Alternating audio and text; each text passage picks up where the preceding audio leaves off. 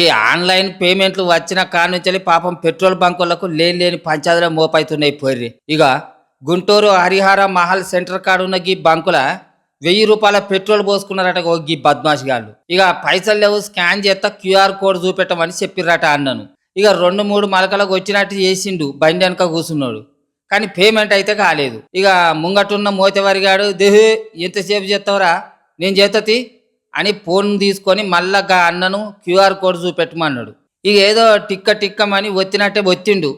ఏదో ఫోన్ వచ్చే వరకు మాట్లాడిండు. మొత్తానికి 6-7 మలకల గిట్లనే చేసిర్రట, కానీ పైసలు అయితే కొట్టలేదు. ఇక ఎంతసేపు చేస్తారో గివిల్లు అని పాపం ఆ అన్న ఎన్నుకున్న బండ్లకు పెట్రోల్ పోసుకుంటా బిజీగా ఉన్నాడు. ఒక మలక పైసలు రాలేదని టెన్షన్ పడుకుంటేనే కస్టమర్లను నిలబెడితే ఎత్తనని వాళ్ళ బండ్లలో పెట్రోల్ పోతుంటే, అన్న పైసలు వచ్చాం చూసుకో వచ్చినాయి అని చెప్పి ₹95 మాత్రమే కొట్టిర్రట.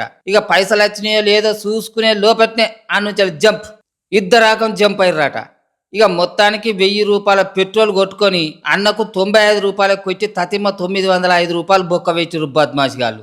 పాపం ఆ అన్న కూడా బీరిపోయి అట్లనే చూసుకుంటూ నిలబడ్డాడు. పొద్దున్న దాకా నిలబడి పని చేస్తే ₹1000 కూడా చక్కగా రావు వాళ్ళకు. గసంటోళ్ళ పొట్ట మీదకి వచ్చి ఏం బాగుపడతారా బద్మాష్ గాళ్ళారా, మీ నోళ్ళలో మన్నుగొట్ట అని మస్తుగా గరం అవుతుర్రు చాలా మంది ఈ ముచ్చటెరకైనోళ్ళు.